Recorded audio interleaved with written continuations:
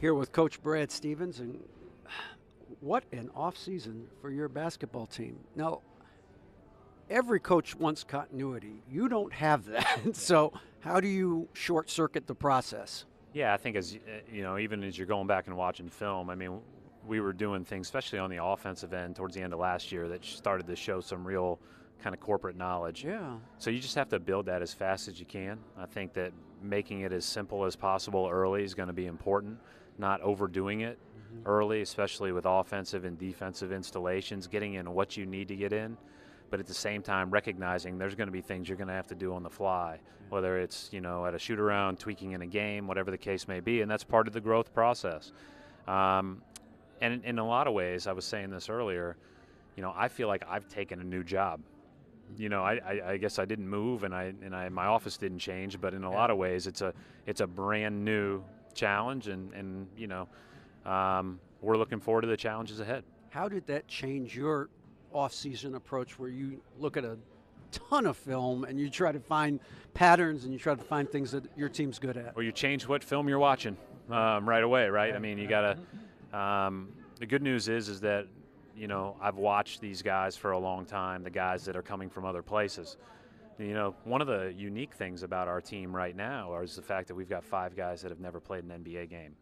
And so to get those guys up to speed, to do what they do best, to enhance everyone else, is going to be one of our biggest challenges. But that's the fun part about coaching. Like, this is, if you look at it as one big challenge, trying to grow and get better, like, I think we can get a lot better. I don't know how good we'll be tomorrow when we start training camp, but I think we can get a lot better, and I think, ultimately we've got a pretty good ceiling. In a situation like that, how much do you depend on kind of the veteran knowledge of people like Kyrie and Gordon who've been in the league for a while?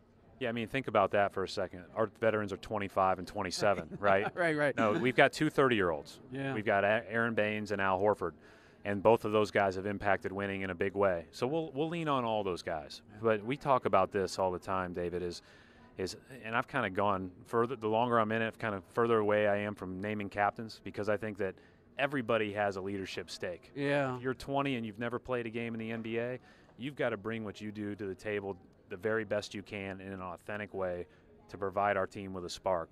Same thing Al's got to do. Now, Al's voice is going to be a lot louder, a lot more impactful, because everybody listens to every word he says. And I think that's really important, that everybody feels invested. Yeah. And you have the right voices, and I think that we've got a lot of good voices in our locker room. You have seen that dynamic at play, and with a guy like Kyrie who has a championship, which most guys, other guys on your team do not have, that gives him a certain amount of authority, a certain amount of currency. So how do you allow him to kind of grow into that role as well? Yeah, not only has a championship, but the shot that he made to for them to win it at the end of that game was pretty incredible. I think that, again, everybody has ownership, and we're going to lean on Al and his experience. We're going to lean on Kyrie and his experience. We're going to lean on Gordon and his experience. We're going to lean on Walter McCarty's experience as a 10-year NBA player who played a lot. Some years didn't play as much the next, to help our young guys, right? So everybody has to bring something to the table from that regard. And but there's no question that when your guys that you're going to late in the game have that voice and can share those lessons, that's huge.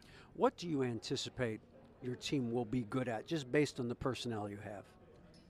I think first of all, depending on how it all shakes itself out with our personnel, I think we'll have a lot of defensive versatility at the 2 through 4. And I think that, our ability to play big and strong with Baines, or play big, strong, skilled with Al, play different ways, will be a positive. And then, I'm really excited about this team and the way that they'll complement each other. I think that we could bring out the best out of each other on the offensive end. And last year's team kind of bucked the narrative, I guess would be the right way to say it. We weren't very good defensively, which everybody thought we were going to be. And then we were really good offensively, which we all didn't know what we would be, because in the year past we were middle of the pack. So I don't know. We'll find out. We'll find out at the end of the year what we're good at. Brad, we're in an era now where you can't just stick to sports anymore, as much as people sometimes want you to. How will you approach that as the season goes, the preseason going into the regular season? If your players want to make statements, if they want to make gestures to talk about how they feel about social issues, and how will you address that? Yeah, they fully have our support, and we talked about that this morning. And hey, one of the things that I said in my press conference earlier today was how proud I am to be a member of the NBA, and the players that are leading the NBA. And you talk about, the MVPs that have even talked this weekend with LeBron and Steph, and then, listening to Coach Kerr. And at the end of the day, we want to use our platform to promote positive, to be a unifying force. And, there's plenty of ways to do that. It's talking on media day. It's however you choose to stand up for what you believe in. It's getting out in the community and talking to kids about diversity and inclusion and conflict resolution. There's all kinds of ways to do it, and we want our guys to know that we're there for them when they do it. Brad, good luck to you this season. Best of luck. Thank you.